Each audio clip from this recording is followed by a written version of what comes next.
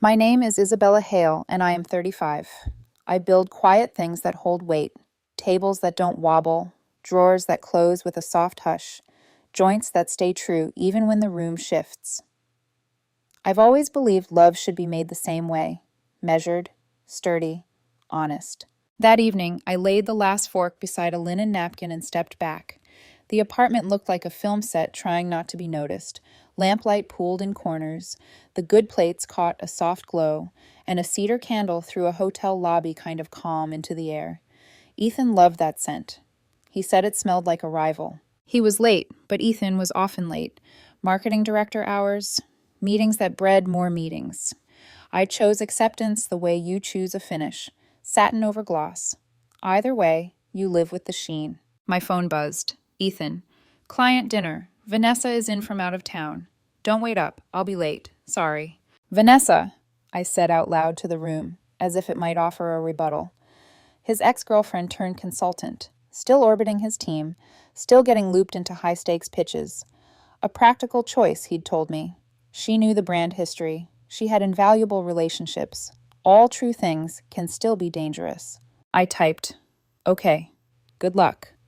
Then I placed my phone face down and stood very still, listening to the small noises a room makes when it's pretending not to be empty. The first feeling was not suspicion but disappointment, the clean kind that doesn't need a villain.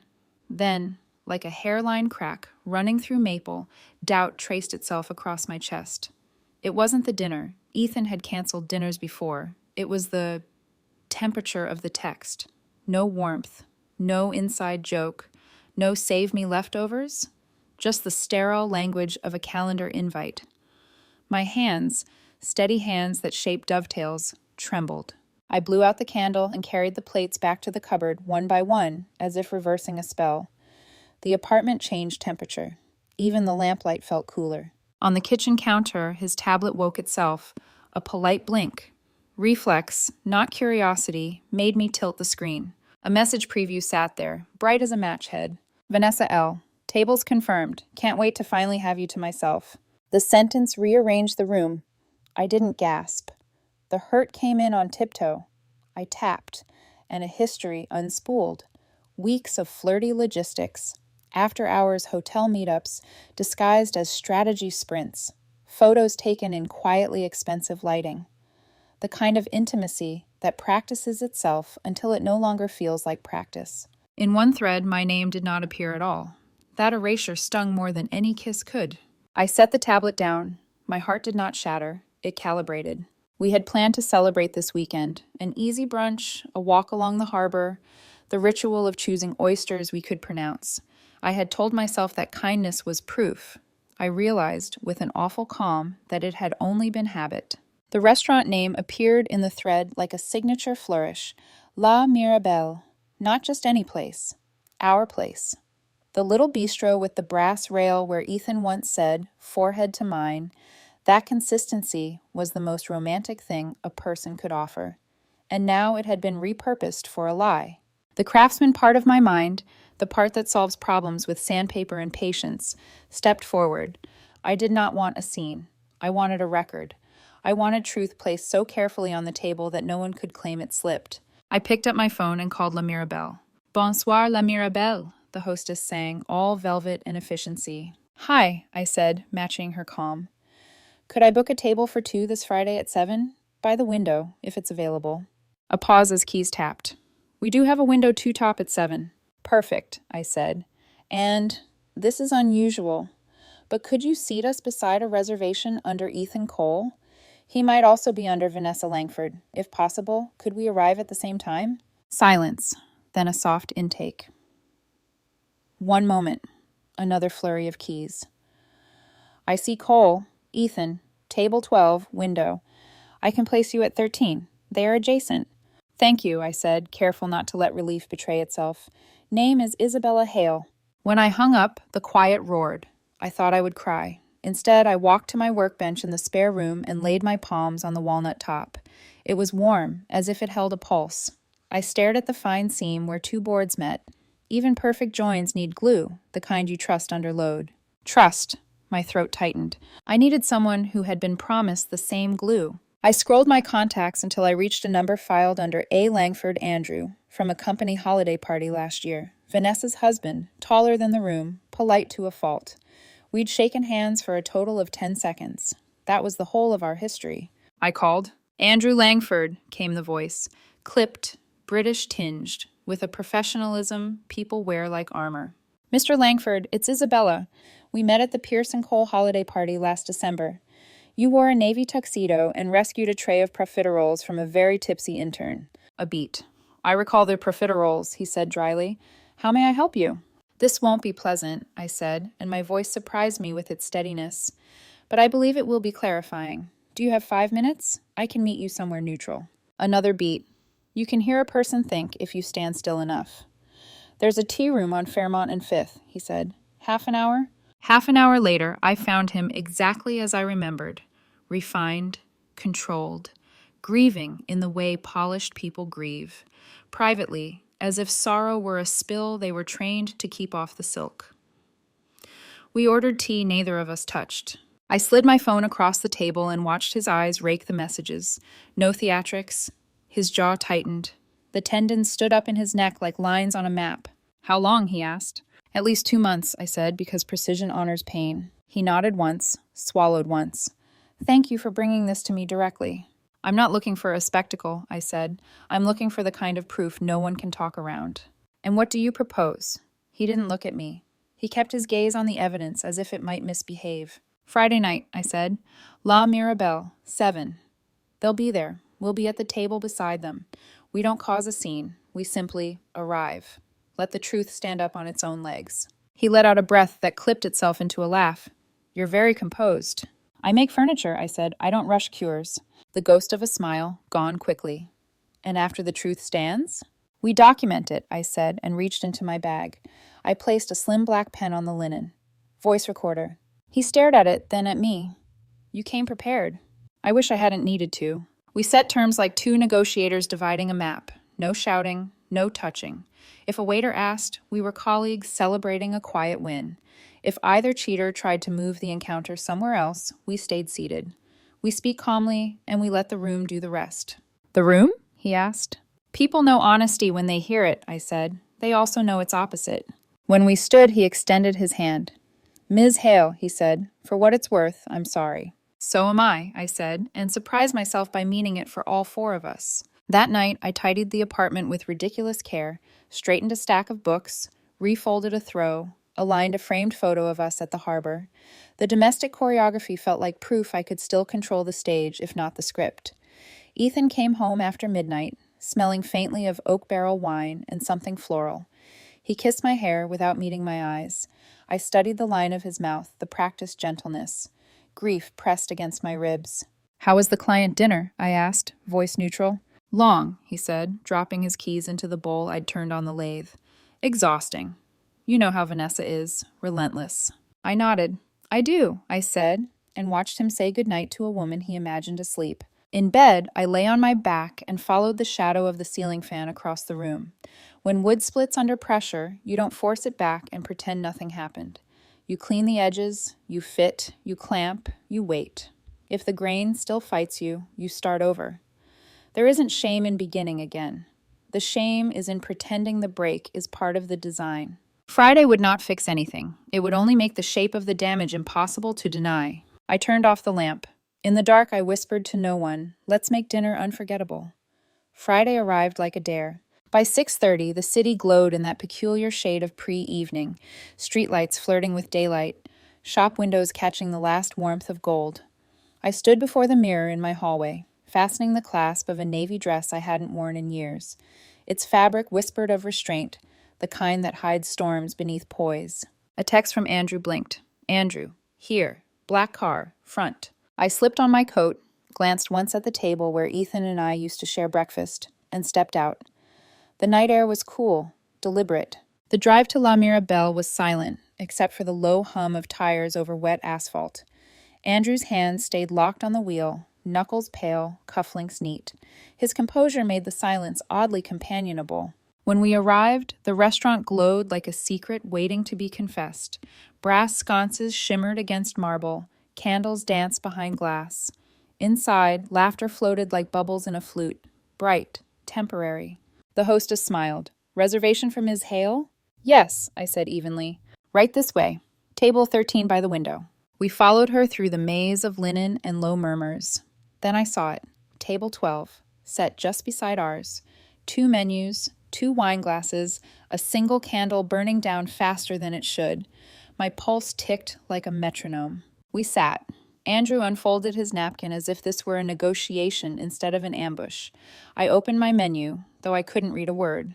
You don't have to speak if you'd rather not, I murmured. Oh, I intend to, he said, quiet steel beneath civility. But only once. The air shifted at exactly 7:02. The maitre d' greeted someone at the door, his voice pitched in politeness. I didn't need to turn. I felt Ethan before I saw him. The easy confidence, the faint cologne of bergamot and deceit.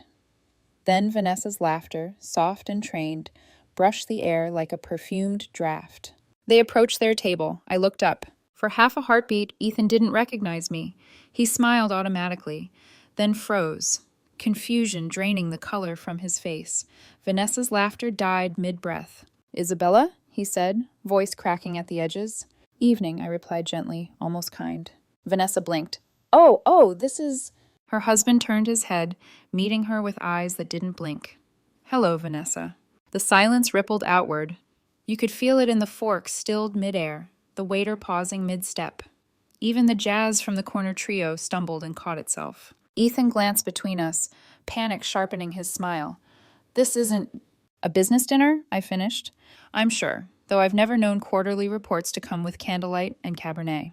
Andrew leaned forward slightly, his tone elegant and cutting.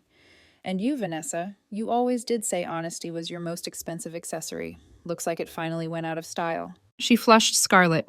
You went through my messages? I didn't have to, he said. They came to me, gift-wrapped. Ethan swallowed hard, his charm fraying. Isabella, please. This is not what you think. Oh? I asked softly. Then help me think better. Because right now, it looks like consistency was just a slogan. The waiter appeared at our side, nervous but professional. Would the couples be dining together or separately? Separately, I said, my voice calm enough to carry. And please, put their bill on ours.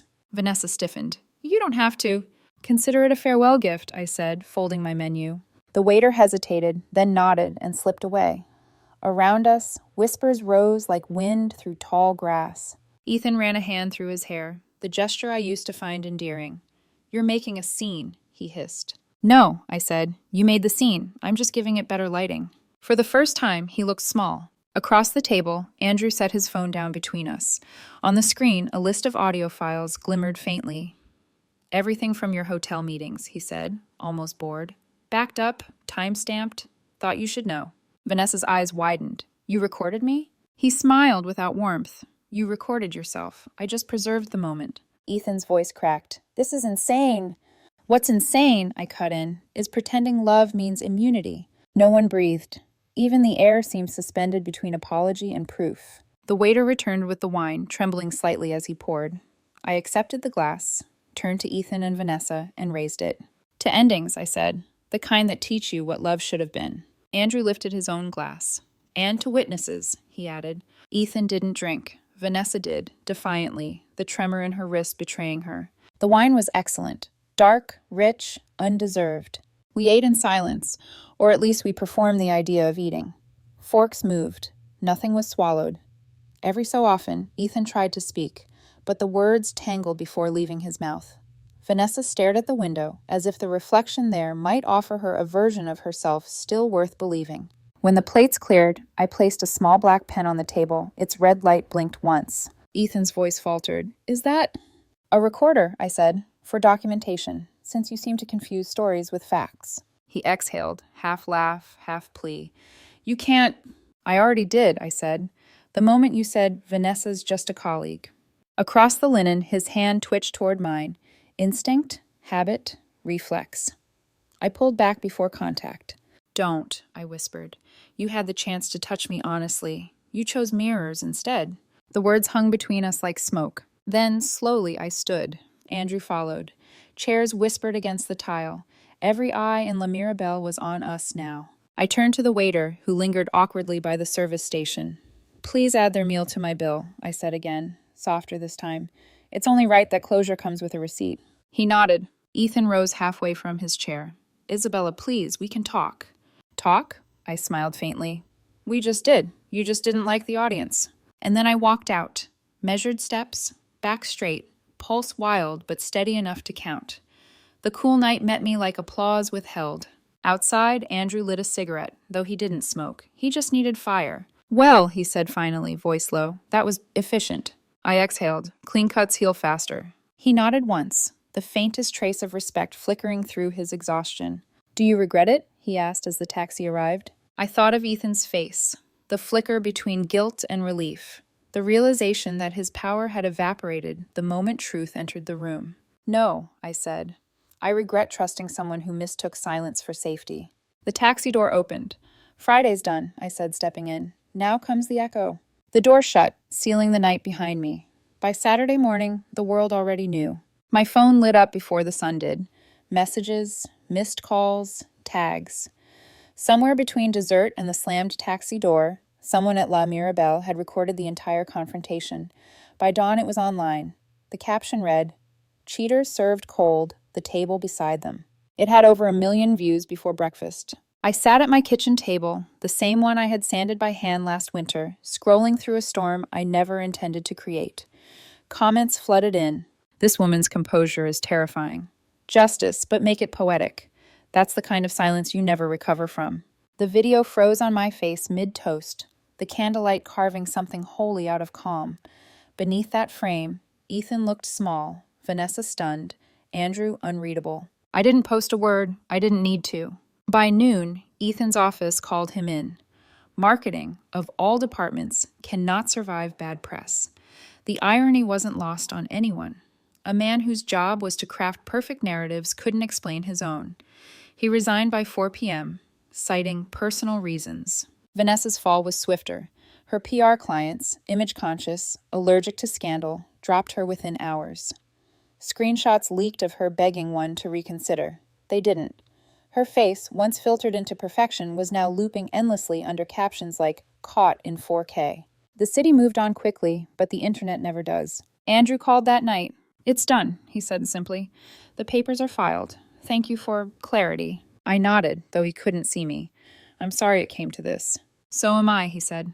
"But endings are just accurate beginnings." For a moment, neither of us spoke. Then he added, "You handled yourself with grace most people couldn't fake." "I wasn't faking," I said. "That's what made it hurt." Weeks passed. The noise faded, replaced by something quieter, routine. I started running again, hands on wood again, life sanding itself back into shape. Some nights, when the house was too still, I'd catch myself listening for the ghost of Ethan's key in the door. It never came. I stopped setting 2 plates on the table. Instead, I began rebuilding the chair I'd made for him years ago, the one he'd said was too fragile to use. I reinforced its spine, replaced the splintered dowel, varnished it until it gleamed. When I was done, it held more weight than ever. I kept it by the window. One evening, I met Andrew again. Same tea room, same corner table. This time, the air didn't ache. He arrived without the suit, without the armor. Just a man with tired eyes and a quiet steadiness. "Closure dinner?" he said, almost smiling. "Something like that." We ordered wine, no cameras, no watchers. Just 2 people who had survived the same storm and learned not to flinch at thunder. He raised his glass. "To truth, however ugly." I raised mine. "And to survival, however slow." For the first time in months, I laughed. Months turned into a season. The story drifted off the trending lists. Ethan moved out of state. Vanessa tried rebranding herself as a motivational speaker on resilience. The irony didn't stick. The comments did. And me? I didn't rebuild what we had. I built something better. Quiet mornings, open windows, no passwords, hidden behind locked screens.